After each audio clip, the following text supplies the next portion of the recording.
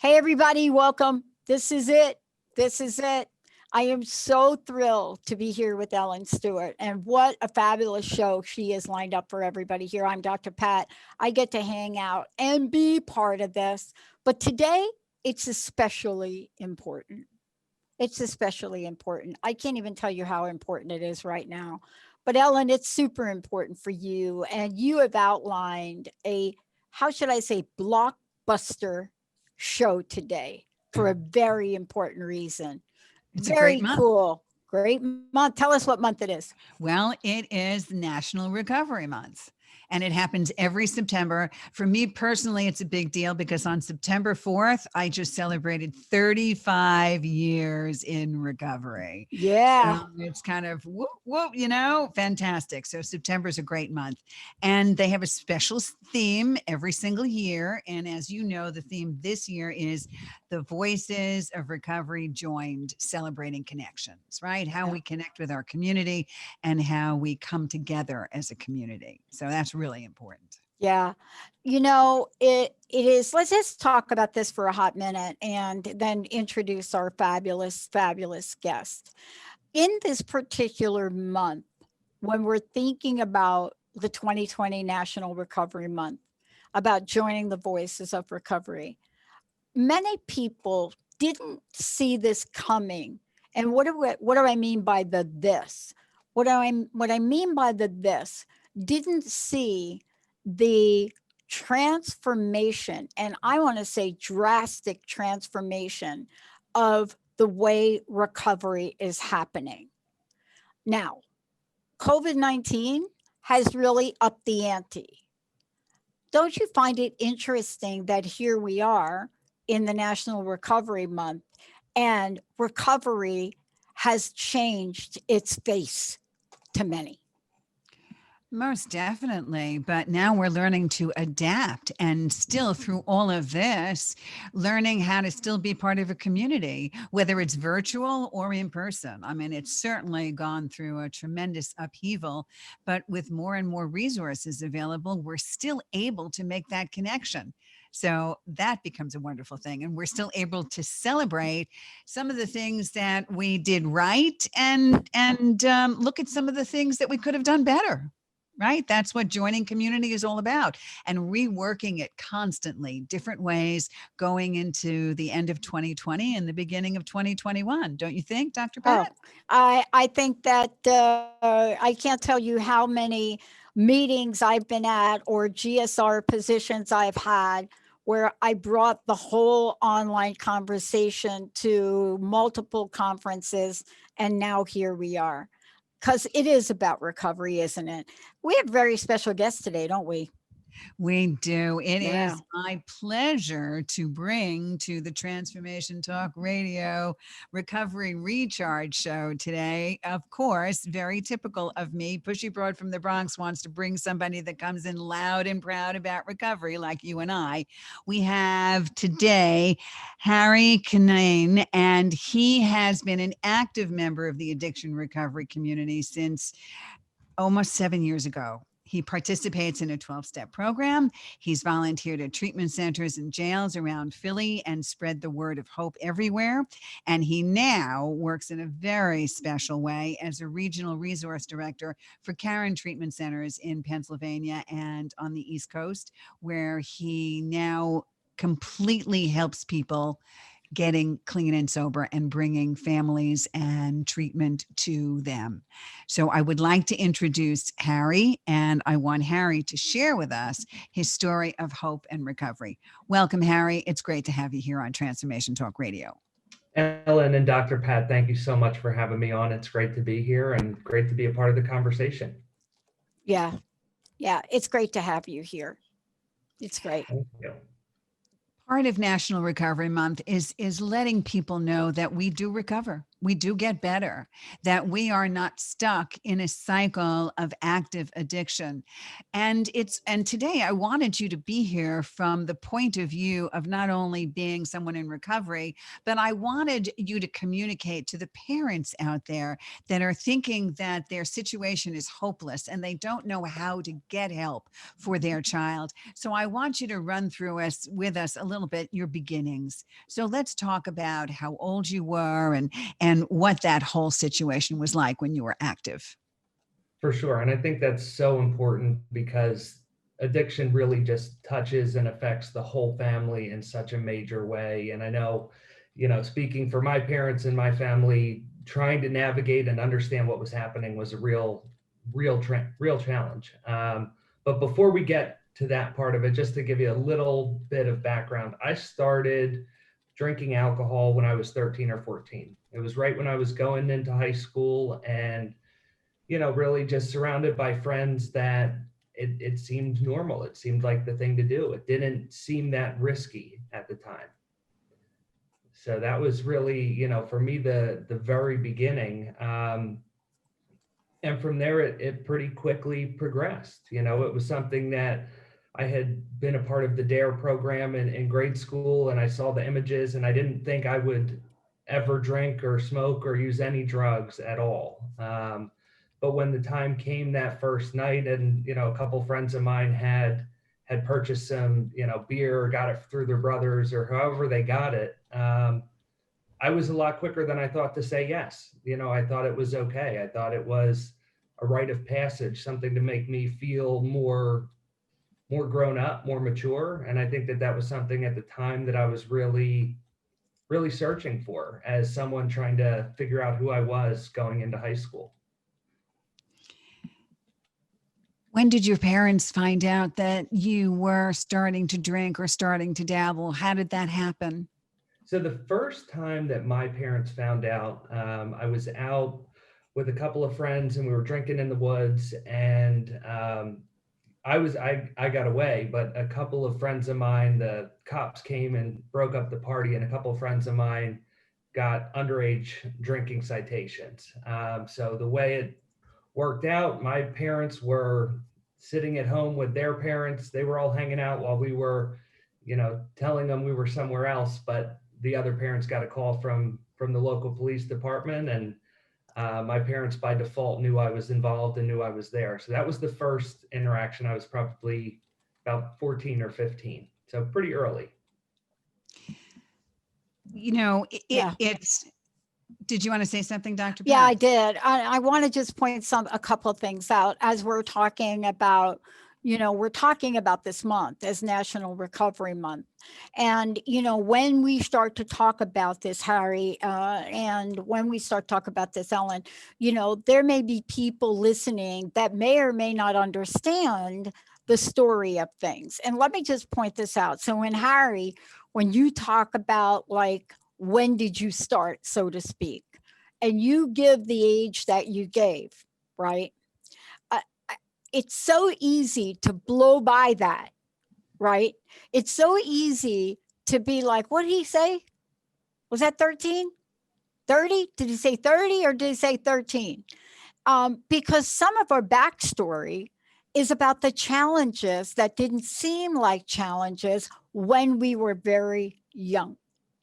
And when you talk about these things, and especially if parents are listening, or if people are listening that are not sure, that they're caught in the middle of, I just drink a little bit and I have a real problem here, because this is something that really has no discretion. When we talk about national recovery, we talk about addiction, it is very clear we're talking about a disease that has been categorized as such. We're talking about something that takes hold of you, right? So strongly that powerless is the perfect word. And so I just wanted to make sure we didn't zip by part of your story, because some folks still believe, well, doesn't this happen when you're 21? Doesn't something happen like this when, you're maybe going through some hormonal change? And that's why we're talking about where we are today. It starts when it starts. It starts when it starts. 12, 13, 7, 8, it starts when it starts. But the point is, when it does start, you're powerless over stopping it to a point, some people think. That's all I want to say right there. Well, you're very right. And I know, Harry, you want to say something about it, but when you, like you said, you got caught very young, 12, 13, 14 years old. Did your parents have a discussion with you beforehand at that age and say to you, your kids are going to be drinking or doing drugs? I mean, did that discussion start with your parents when you were 12, 13, 14, or they didn't even think it was something that they needed to talk about with you? I think it came up briefly, I'm sure, when I was, in the DARE program at my school. I think I was probably in sixth or seventh grade for that. So I'm sure there was some conversation, but really, to go back to what Dr. Pat mentioned, I was blindsided by this. I grew up in a amazing, loving home. I grew up with, my parents who fully supported me. And, for me, it was just not something that I saw coming. I couldn't see the trajectory from that first drink. It felt so innocent and sort of like a small decision. But like Dr. Pat said, it really, once it took hold, there was no power that I had that was going to do anything to stop that. And also just at that age, in hindsight, at the time, I felt so mature. I have an 8-year-old daughter now who's, about to turn 9. And to think in just a couple of years, she could feel the way that I felt then is terrifying. So, really that young age and that family component, it was talked about, but never, not in a way that I worried about it or thought I needed to worry about it. So here you are, maybe you thought that maybe part of that was peer pressure, being liked, being accepted, yes, in the general scheme of things. But still, what distinguishes us as people in recovery or people that have a problem is the fact that you soon begin to understand that the way you approach it is very different from someone else. Yes. So let's talk about that a little bit, Harry. When did that happen for you? Yeah. So, I mean, for me, it happened really, I'd say right away. The first time I ever drank, I didn't drink enough to get drunk. I didn't feel the euphoria feeling. I just felt sick to my stomach. So I didn't really see the draw after that first time. But the second time I drank enough to feel it. And from that moment on, it was something that I was just, it consumed what I wanted to do. I remember being on the bus on the way to school in high school and just talking about, when are we going to do that again? And, as young 14-year-olds with my friends, a lot of us were talking about that way because it was new, it was exciting. And at the time, I couldn't see that maybe I was more into it than they were. But in hindsight, it was all I wanted to do. The sports, the extracurricular activities that I was involved in really immediately took a back seat in my mind, at least. They didn't disappear right away. Right. In my mind, that was my priority, was, having fun, so to speak, or what I thought was having fun. Right. You know how I knew that there was a little something going on with this? Bizarre. This is how I knew. And for people that think, you people know. I can't tell you how many folks have said to me this, Harry, Ellen, you people, when you're it, when you're out of, no, people don't know. People don't know what they don't know. Maybe other people tell you. I had a hint of it. It's going to seem bizarre, but this was a hint. I don't remember what year it was. I think it was maybe 1980 or something. And I was taking a full month off. I never had time off from work. I was a workaholic. And by the way, that is a known thing, just saying. But I was going to go to Florida to visit my relatives, and I was going to go to Disney, like the whole Disney and the Florida thing. And you go, and I had a realization that there are no bars in Disneyland, that there is no place in Disneyland to get a drink. And I was willing to cancel the reservation, delete everything that was going to go on there. And my best friend said to me, seriously? Seriously? You're not going to, you're going to, what, thousands of dollars? Seriously? Now, I wish I would say to all of you that that is when the light bulb on and I plugged myself into high voltage. No. So today you're sharing something that many people don't realize, but we're watching the rise of this illness. We're watching it rise as we speak. That's all I wanted to say there, Ellen. I understand, but also what it points out is that it starts very, very young, and you both have made that point. And also having an addictive brain and wanting more and more is something that we are not conscious of, but it doesn't mean that we should overlook it.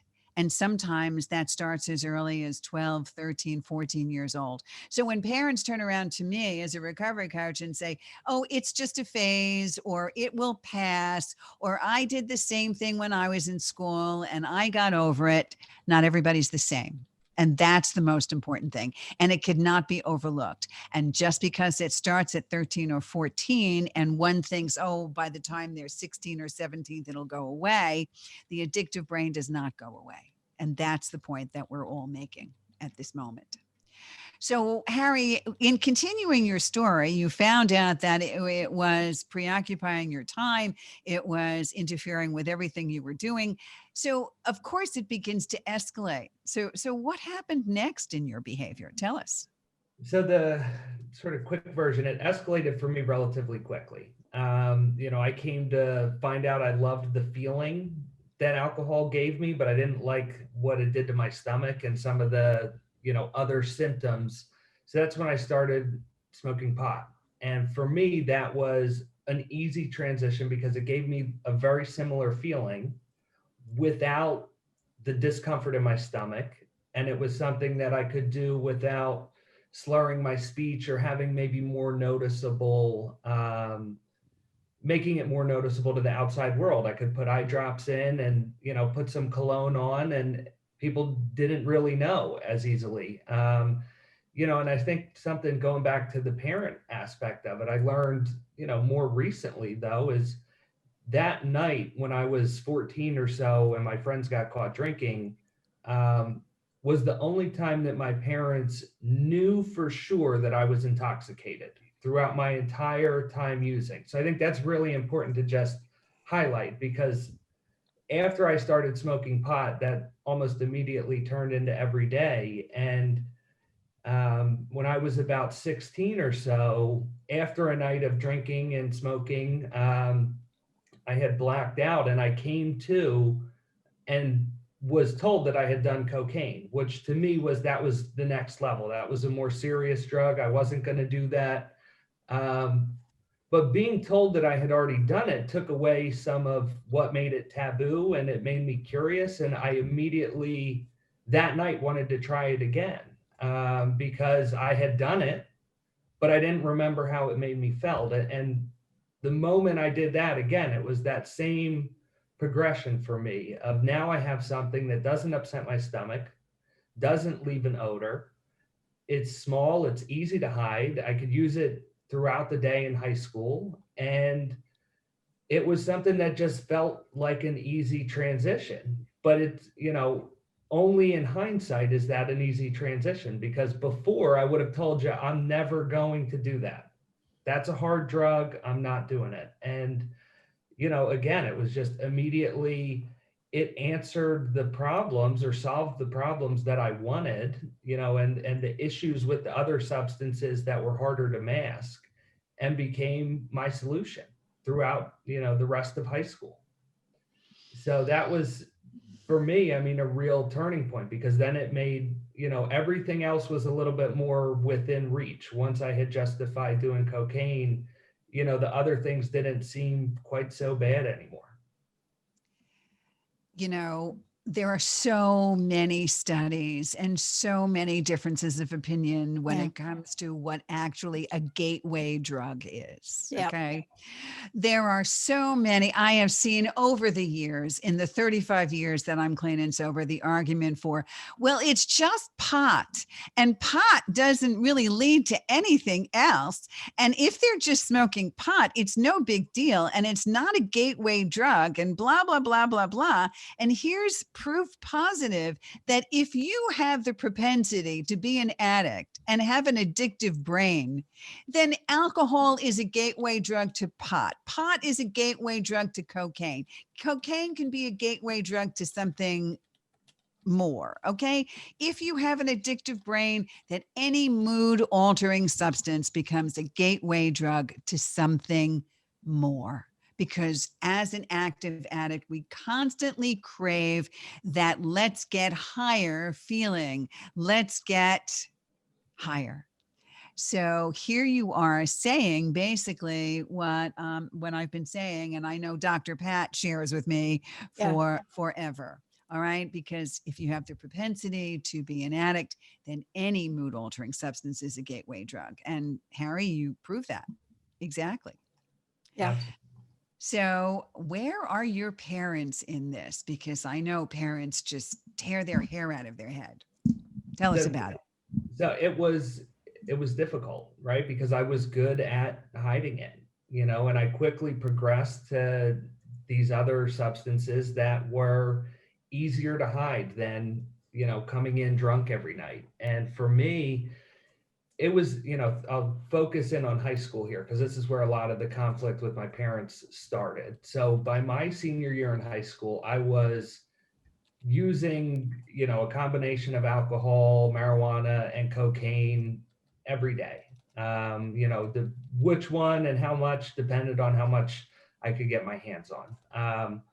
But I was not completely failing in school. Like I had applied to, I think I applied to 13 colleges and universities all over the country. I was accepted into 12 of them, and I had about 9 academic scholarships. So I had these external things that I could point to say, I'm not that bad. I'm not completely failing, I'm progressing. And it was once I was accepted into those schools that I just completely gave up on high school where I was and just said, you know what, I'm going to ride this out. And it was at that point that the high school I went to identified that there might be a problem and requested that I get drug tested. Wow. Let me just stop you here 1 second, because I wanted to bring this up to Dr. Pat too, right? Yeah. Most parents, because I want to skip over this, because most parents, especially with guys, okay, because these are the people I see all the time, right? In high school, if something is the matter and a child is doing drugs, a parent decides to look at it and say, oh my God, my son Johnny is doing drugs because he's failing in school, right? Or he's getting into trouble, or he's playing hooky, or he's getting into fights, right? But Dr. Pat, that wasn't the case with Harry, right? He's got great grades and is accepted into 12 colleges. Yeah. Yeah. So, you can't always see that sign, right? What do you think? No, I agree with you. And for me, I want to be a little bit clear, because you are right, Harry. I mean, what you're here to talk about is to say, yeah, this doesn't have to look like what you see on your shoot 'em up movie, right? It doesn't have to look like this. And yes, are there some communities where it is, how should I say it, more prevalent? It's saddened. Suicide. Yes, I will talk, I work with people in the LGBTQ community in recovery, and I will tell you that the reasons, so to speak, go deep, deep, deep, deep, deep. That's for another show. But it doesn't change anything. It doesn't change the fact that the beginnings of it and the sense of powerlessness and the emotional hook that's engaged in things, it doesn't change the impact and the effect and the outcome. Doesn't Yeah, change it. not at all. And it also means that the signs are always different. It's not Yes. only the child that is having a difficult time socializing. It's not only the child that's getting in trouble and being arrested. It's not only the child that's flunking out of school. Sometimes it's the child that's doing really, really well and is the overachiever, or the child that is hiding it so well that parents are not looking because there's nothing definitive happening to indicate a serious problem. Right. So that's a big deal. Right. So, all right, Harry. So here we are in a situation where you finally got into school, right? Did you live away? Did you live off, you lived on campus? You lived away from mom and dad? So this was sort of the first time that I thought maybe there was a little bit of a problem, right? Because I mentioned that they wanted to start drug testing me, and I couldn't pass. I could put down the cocaine long enough. I could stop drinking, but I couldn't stop smoking pot long enough. So I kept failing these drug tests, which I was, again, able to sort of try to rationalize that it's just pot. It's not that big of a deal. All sorts of high school kids are smoking. But I was realizing that I couldn't pass no matter how much I wanted to, and no matter how much my mom and I battled in the weeks leading up to and after these tests. I couldn't pass one. So I decided initially that I was going to go to a school relatively far away where I didn't know anyone. None of my friends were going, and I was going to try to start fresh. So my first semester of college, I did that. And I immediately realized, which I've learned since being in recovery, but I brought myself with me. The friends weren't the problem. The school wasn't the problem. I was able to find those same types of friends and those same dealers and everything I needed hundreds and hundreds of miles away within days. Yeah. And I was right back to where I was. Yep. So Yep.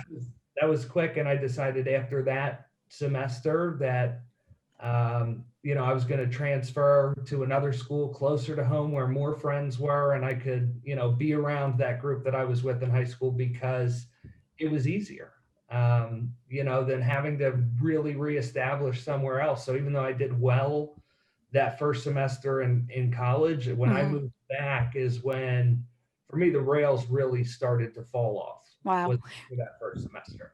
Let's do this, Ellen. Why don't we take a short break? Because when we come back, let's talk about when enough gets to be enough. I like what you said, when the rails start to come off. That when you get to that point, right, where that is the new energy, that right there, when the rails come off, when things in your life start to fall apart, when relationships are not staying together, when there's physical abuse, emotional abuse, whatever that looks like, now what? Ellen, we're going to take a short break. And when we come back, we're going to make sure people have lots of information about you, about Harry, all of the above. But here's the thing. Now what? We'll take a short break. We'll be right back.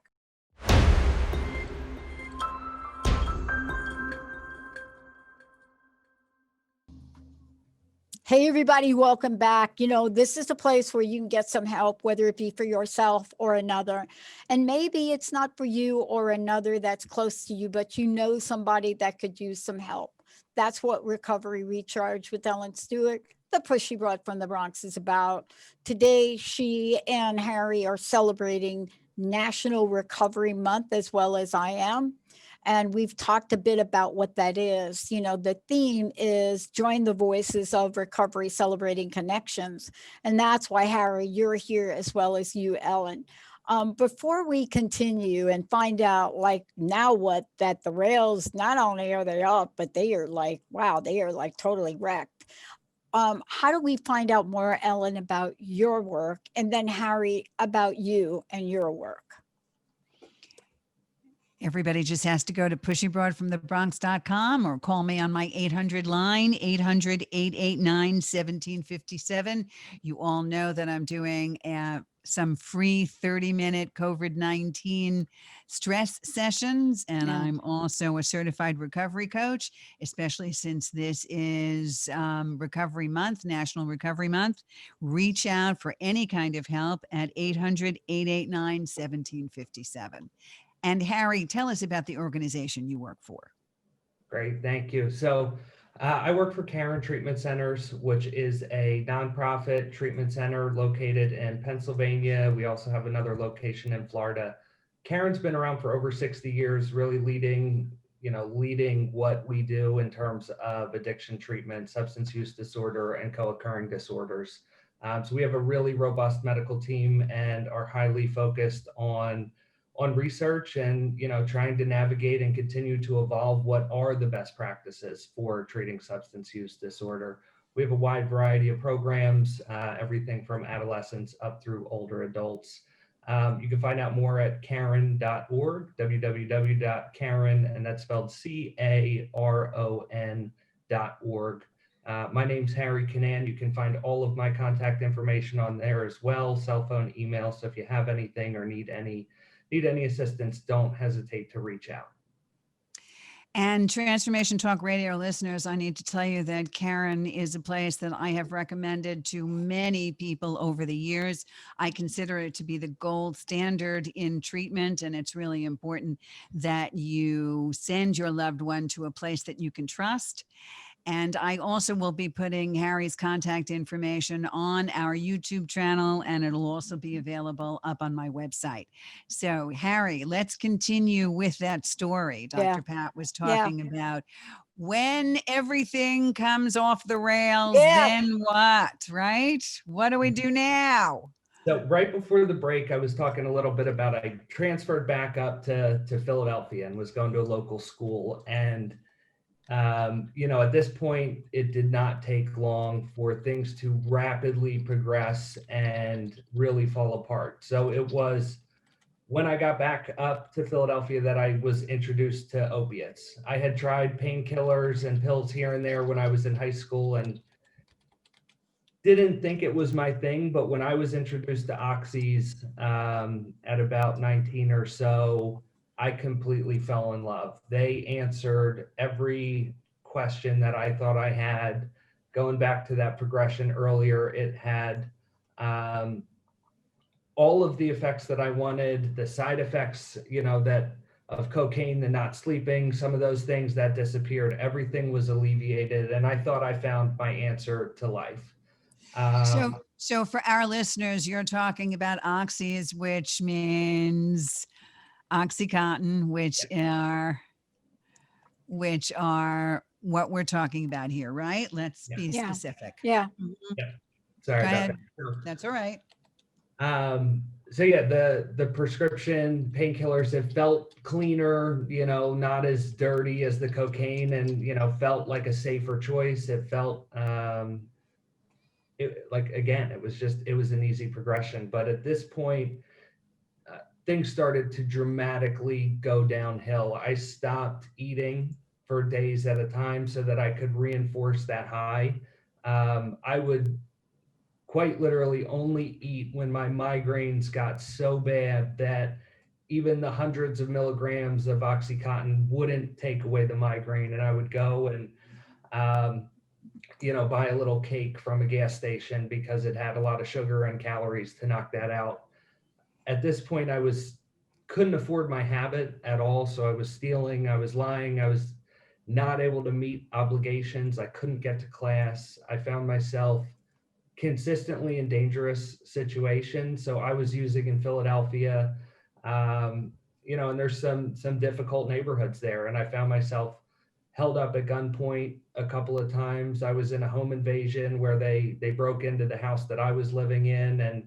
And held me hostage at gunpoint for a little while there as well. And throughout all of this, it's still, I can't see a reason to stop. I started getting in trouble with the school. I'm at the judicial board. I'm on academic probation because I'm failing. I'm on disciplinary probation because I'm acting out. And, after about 2 or 3 semesters at this school, I went online one day and I looked at my grades and I was failing everything, and I decided I had to drop out.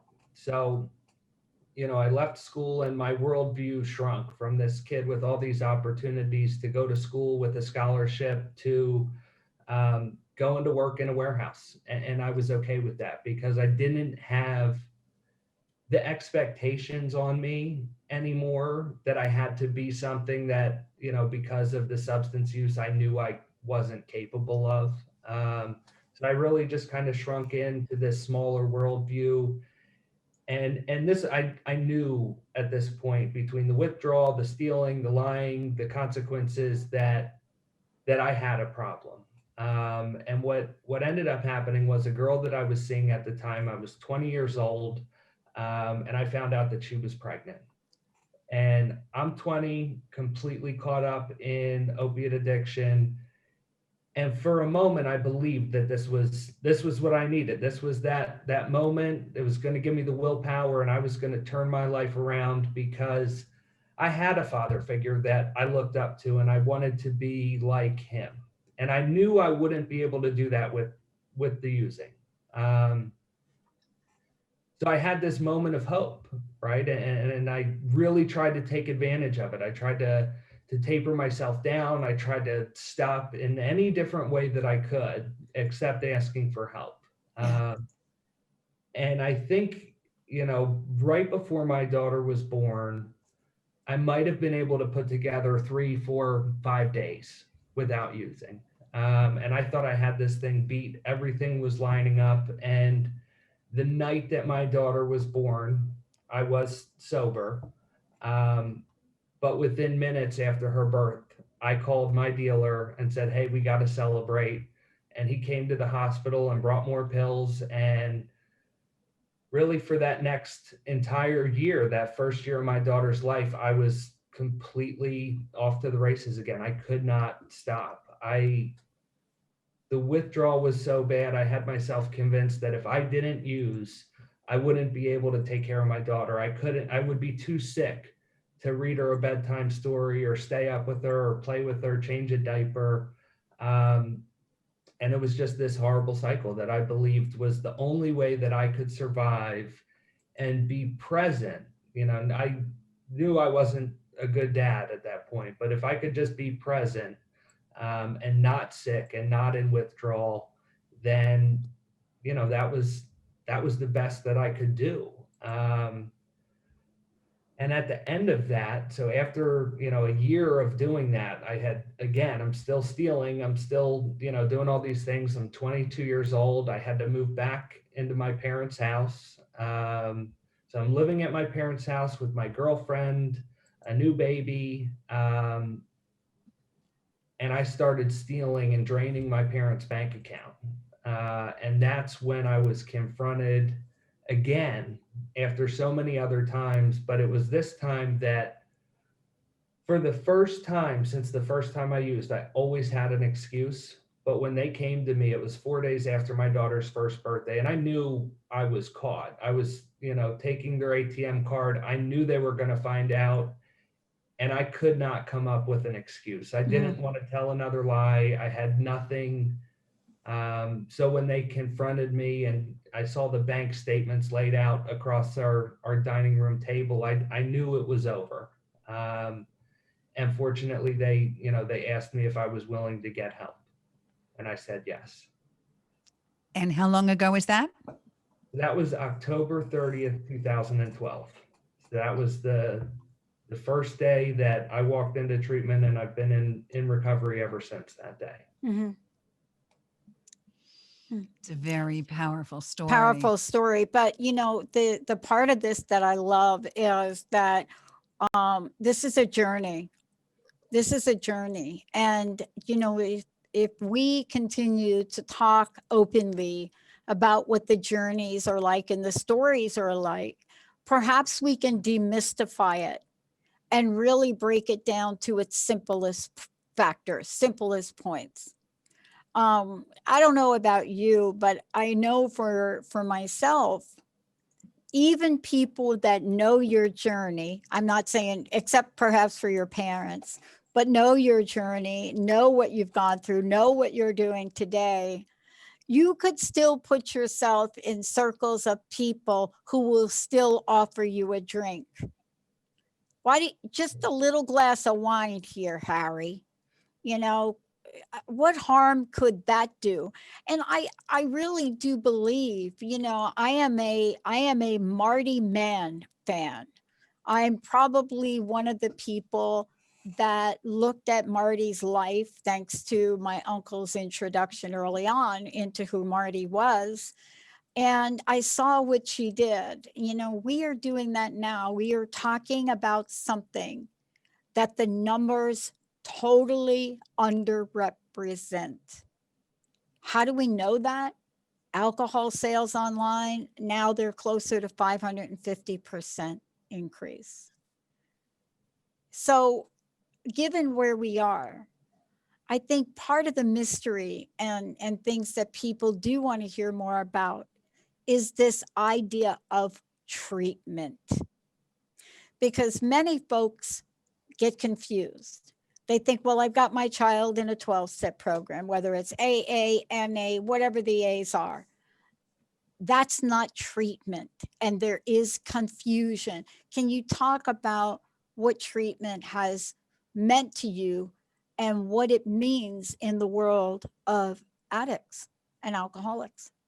Absolutely. I think for me, it was so important to, both seek and receive quality substance use treatment. I had no idea what that was. The stigma of, I thought I had to fix this on my own. And I remember something my dad said to me when I was going in, and then I'll go into the treatment a bit more, but he would travel for work all the time. And he used the analogy of when the oxygen mask falls, you have to help yourself first before helping someone else. And for me,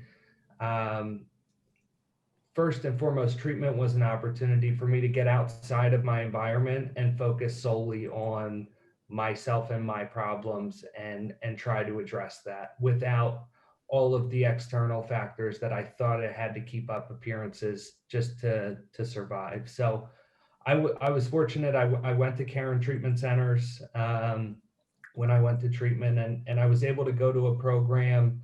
I was 22 years old. I went to a program that Caron has that was specifically for young adult males.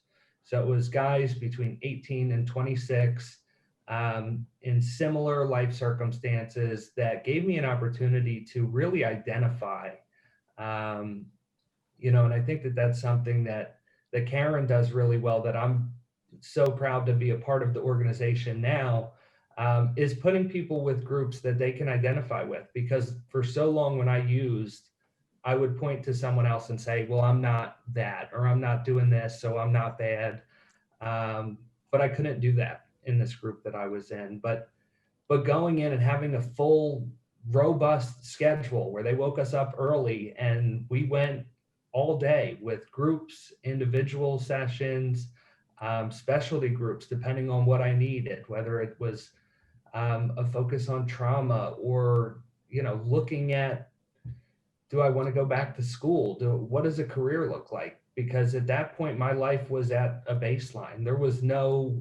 I had nothing left to hold on to when I walked into there. So to have that, and for me, I had been able to manipulate my parents specifically, but educators at different schools and jobs and elsewhere. I have been able to manipulate everyone for so long that treatment was the first place where they called me out for what I was and what I was doing. And I didn't want to hear it, but I needed to hear it. I needed the clinical experts that could look at me and understand what I was going through and give clinical recommendations, because I had friends and we would tell each other how we would try to stop using drugs and none of it worked. But these experts knew what I needed. Right. So to take a step back and listen was life-changing. Yeah.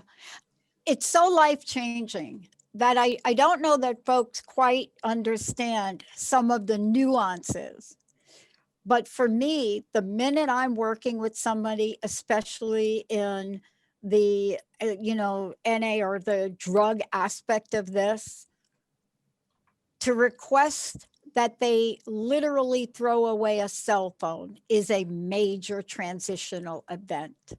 Now, why is that? Why wasn't that a thing 30 years ago? Well, right now, you can dial your dealer and you can have something deposited in your mailbox within minutes. It's a different world.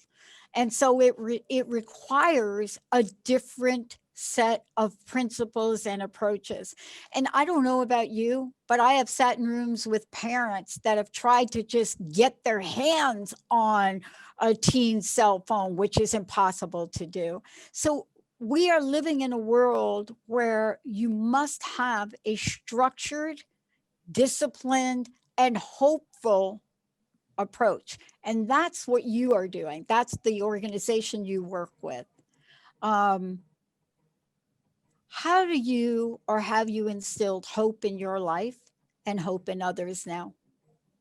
I think for me, the first time that I felt that hope was in treatment, because like I said, before I got there, I had come to terms with the fact that I was going to die the way that I was living, and it was hopeless. I couldn't see a way out. And it was through people that worked in that treatment center. There was one guy specifically who was not my counselor, so he wasn't a threat. But I watched this man and I listened to him talk about his life, and I could identify with, he might actually know what, he might have lived this, but I see him every day show up at work on time with a smile on his face. And that was the hope for me, right? That there was somebody right in front of me that had done what I've done and had gotten through it to the other side and was happy. Yeah. I Yeah. think for me, what I've tried to do is just, even more recently, because when I first got into recovery, I was really cautious and I was closed about it, and I didn't tell people, and I did not work in this field. So I worked in a different field where it was very much more stigmatized, and I didn't talk about it. And I came to terms with, there's not a lot of hope in that, because I remember when I was using, I couldn't identify people in recovery. So today I'm trying to get the word out there about, not just the using aspect, but more importantly, the recovery, because my life today looks, pretty normal, but it's amazing. And that's all because of recovery. So I could keep that and not tell anyone. And I would still be happy, but, to be able to just try to show people that it's possible, because I didn't believe that, because I hadn't. And that's exactly why a year ago, Dr. Pat, I came to you and said, I need to do this show called Recovery Recharged. Yeah. Because we are going to shout from the rooftops that we want to be in recovery loud and proud.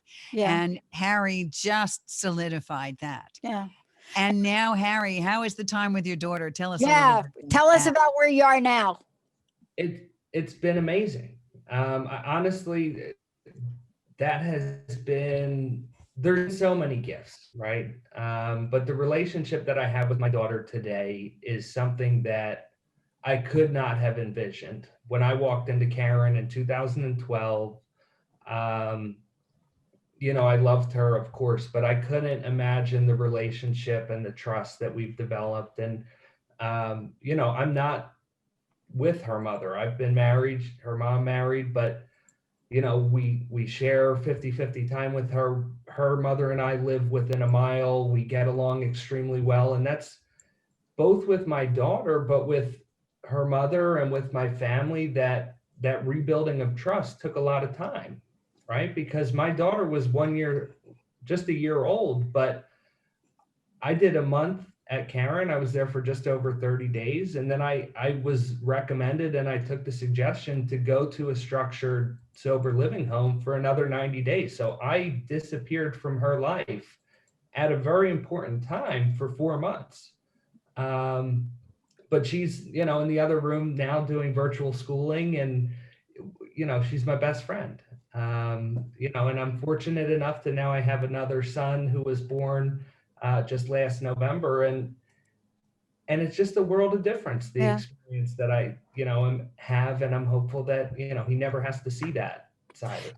Yeah. And just know who I am now. You know, people talk a lot about what one gives up when they go into treatment or recovery. Rarely are, not often enough, are we talking about what you get. We're not just talking about renewal. Maybe we are. Maybe we're talking about relief and a freedom. But when we talk about the promises that are associated with this, it's hard to describe the new and renewed you. And that's what you're sharing, right, Ellen? That's right. You get your family back. You get your life back. You get your whole world back. You understand what love is really about. And that begins with learning to love yourself. And I think a program like Caron certainly brings that to you. And you were very upfront about that, because we treat all of us, not only the drinking and the drugging, but the whole person. And that's what we get from recovery. So we really and truly understand what it is. And Harry, that's a great story. Yeah, let's give out those websites. This hour went so quickly. Ellen, for you, please give out yours. Absolutely. And Harry, give out Karen's website. So pushybroadfromthebronx.com. You all know me, the Recovery Recharge Show and my Women Who Push for More show. Please, please, please call me for coaching, 800-889-1757. Harry, talk to us about Caron. And again, Caron Treatment Centers can be found at caron.org. That's CARON.org. And on there, you can find information about our wide variety of programs, as well as my contact information, as well as I have many colleagues and counterparts in different areas that can really help you find the resources that you might be looking for. So don't hesitate to reach out. Yeah, this is about taking the limits off of having an amazing life. It's taking the limits off of it. This is the pathway to not just a new freedom, but the most amazing things you can encounter. Thank you both, Ellen. Thanks, Dr. Pat. Always a pleasure. Thank you, Harry. Thank you so much. Yeah. And, you know, I hope we continue this conversation, because we don't need a National Recovery Month. We need every day to help the people right now. Just in the United States, if we just focus on that, all the rooms would be filled, all the help would be available. So please, if you heard something today, call Harry, call Ellen, have a simple conversation to find out what you can do. Thank you. Thank you both. Thank you. Thank you, Benny. There, we'll see you next time.